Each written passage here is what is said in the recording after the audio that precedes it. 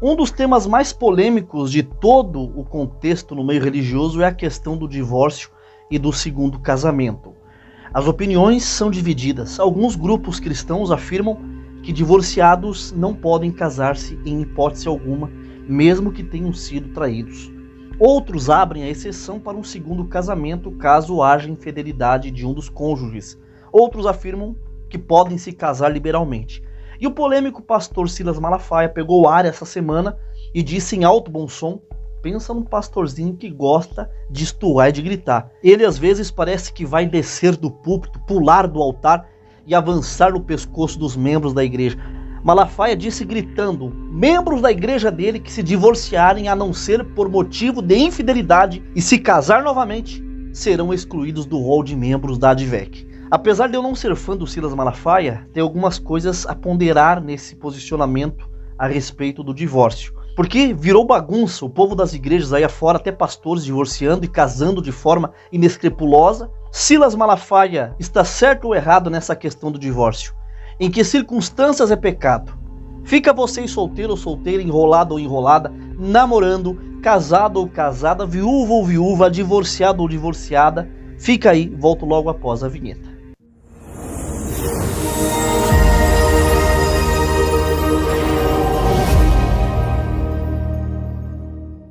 Quero saudar a todos com a graça e a paz da parte de Deus por Jesus Cristo, que o manto do Senhor Jesus possa estar sobre você que me assiste, a sua família e toda a sua casa.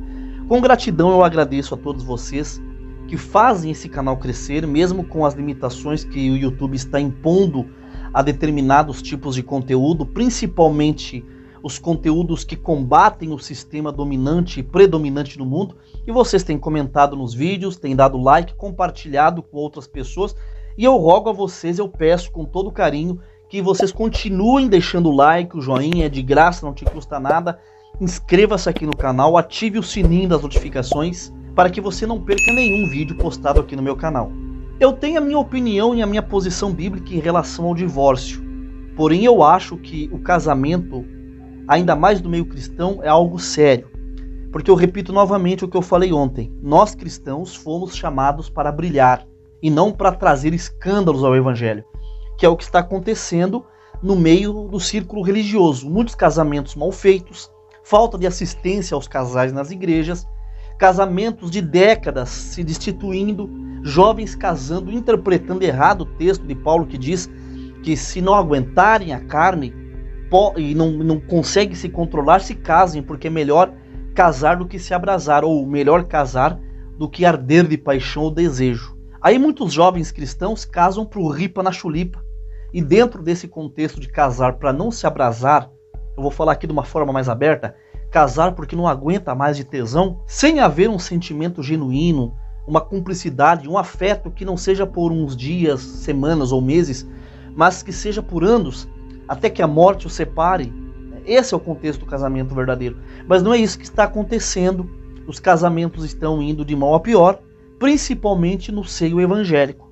Tem aí diversos pastores e cantores evangélicos no segundo, terceiro casamento, ou até mais. E o Silas Malafaia tomou aí uma posição um tanto rígida.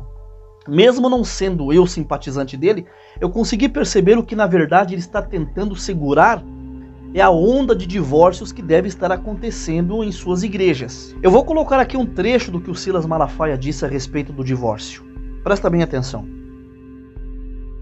Age para prejudicar, porque na verdade essas pessoas fizeram isso por consentimento da liderança, entre os quais sou eu.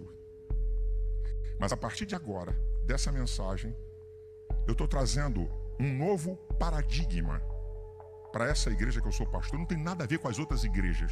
Eu não tenho nada a ver com os outros pastores.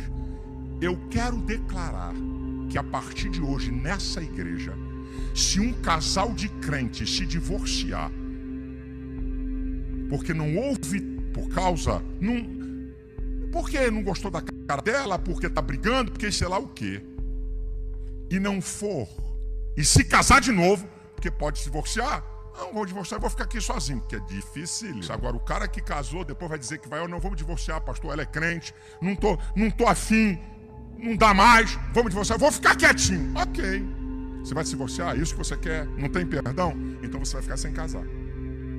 Porque agora aqui nessa igreja, se alguém se divorciar, a não ser com a cláusula de exceção de infidelidade, e contrair um novo matrimônio, eu vou excluir do rol de membros dessa igreja. Vai ser membro aonde quiser, porque Deus não vai me imputar a culpa por omissão. Olha, veja bem, o Silas Malafaia e muitos outros pastores de denominações que são rígidas na questão do divórcio, é que se deve considerar alguns pontos ao aplicar alguns versículos que supostamente proíbem um segundo casamento, matrimônio. Os fariseus, eles queriam pegar Jesus em suas armadilhas e lhes perguntaram: deve-se permitir que um homem se divorcie de sua mulher por qualquer motivo? Vocês não leram as Escrituras? Respondeu Jesus. Elas registram que, desde o princípio, o Criador os fez homem e mulher e disse: por isso o homem deixa pai e mãe e se une à sua mulher e os dois se tornam um só. Uma vez que já não são dois, mas um só, que ninguém separe o que Deus uniu. Eles perguntaram: então por que Moisés disse na lei que o homem poderia dar à esposa um certificado de divórcio e mandá-la embora?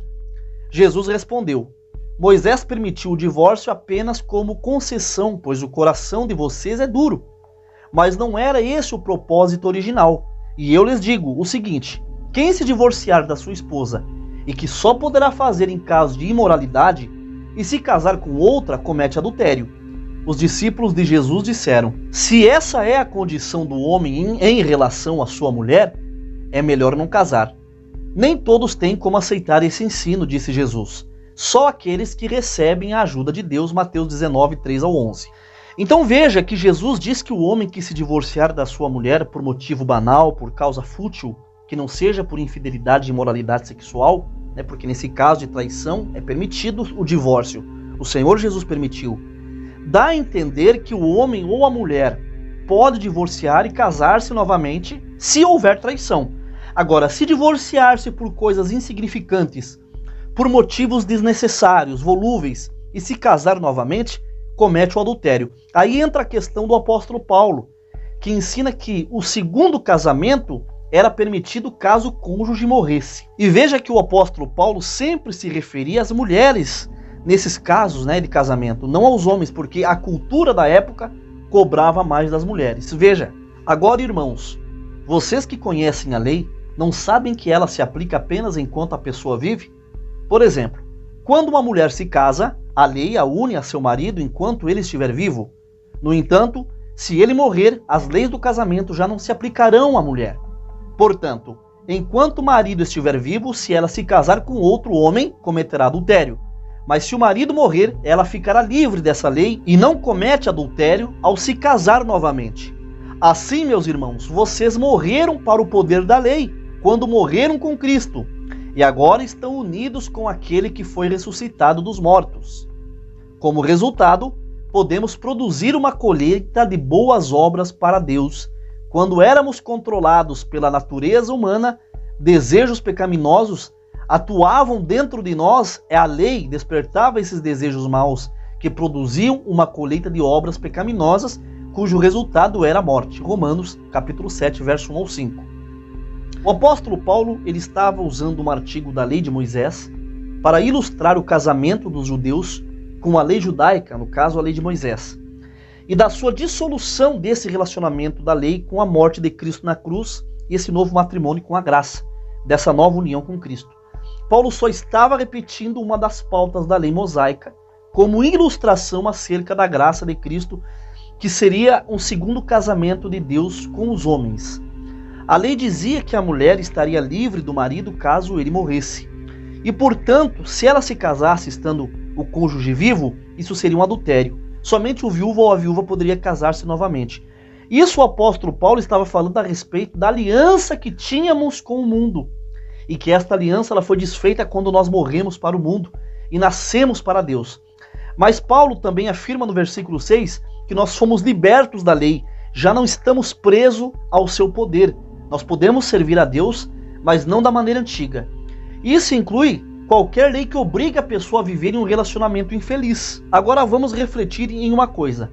O apóstolo Paulo diz: todavia os casados mando, não eu, mas o Senhor, que a mulher não se aparte do marido, se, porém, se apartar, que fique sem casar ou que se reconcilie com o marido, e que o marido não deixe a mulher. 1 Coríntios 7, do 10 ao 11. Eu respeito o ministério do apóstolo Paulo, eu creio que ele deu muitos mandamentos guiados pelo Espírito Santo de Deus, porém essa questão de não se deixar o marido ou a mulher, em hipótese alguma, surge alguns problemas. Por exemplo, se for levar ao pé da letra, uma irmã com filhos pequenos que se separa do marido, ela não pode se casar enquanto o marido estiver vivo. Eu já falei diversas vezes aqui no canal. Se o marido dessa irmã for homossexual e não tem prazer nela em mulher, se ele for pedófilo, praticar algum crime contra os filhos, se ele for espancador, abusivo, adúltero, ela tem que ser obrigada a ficar em uma situação, em um relacionamento assim. Isso serve tanto para homens quanto para mulheres, porque tem mulheres que é o Satanás. São problemáticas. Aí a mulher, o homem, é condenado a separar e proibido de casar enquanto um dos dois não morra. Claro que o casamento, tá, gente, não é brincadeira. Eu sou a favor de que se leve o casamento até o fim da vida, mas existem situações que é impossível permanecer em certos tipos de casamentos. Ninguém casa para se separar. A verdade é que muitos pensam que o casamento ele é uma brincadeira, né? Pois querem separar por qualquer motivo. Porém, eu não estou defendendo esses casos. O que eu estou dizendo é que muitos podem ser vítimas ou até mesmo culpados nos casamentos fracassados. Muitos pecam no casamento por agir como um mau marido ou uma má esposa e terem destruído o próprio casamento ao ponto de gerarem o divórcio. Agora, existem pregadores dizendo que cristãos que casam pela segunda vez vão para o inferno. Ué, não são esses pastores e pregadores que dizem que o único pecado imperdoável sem perdão é a blasfêmia contra o Espírito Santo? Digamos que uma mulher ou um homem saiu de casa e abandonou seu cônjuge. Eles saíram pelo mundo e se casaram com outras pessoas e formaram uma nova família, tendo vários filhos. Esse marido ou essa mulher que foi abandonado terá que continuar solteiro ou solteira e proibido de casar-se novamente por causa do erro do seu cônjuge que o deixou. Agora me diga, em casos assim, eles deverão lutar para que o seu ex-esposo ou ex-esposa deixe o atual marido ou mulher e filhos que constituiu fora do casamento e volte para eles ou para ela? Essas são perguntas que são difíceis de serem respondidas de uma forma coerente por pessoas que condenam o segundo casamento. Essa é um pouco da minha visão bíblica sobre o assunto. Deixe nos comentários qual é a sua opinião. E peço com todo o carinho e amor do meu coração que vocês continuem dando força a esse canal, compartilhem meus vídeos, esse vídeo com mais pessoas, deixe o like ou joinha, inscreva-se no canal, ative o sininho das notificações. E mais uma vez eu agradeço a audiência de todos. Encerro saudando vocês com a paz e a graça do nosso Senhor e Salvador Jesus Cristo, mandando um ósculo santo da caridade dentro do coração de todos. Deus abençoe, abraços fraternos em Cristo Jesus, o nosso Senhor. E se você se interessa em aprender violão, eu vou lhe apresentar o irmão Abner Souza. Ele é professor de violão, especializado em música sacra. Ele é fera em hinários, ele tem um curso excelente com preço facilitado que cabe no seu bolso. Veja o recadinho que ele tem para todos vocês.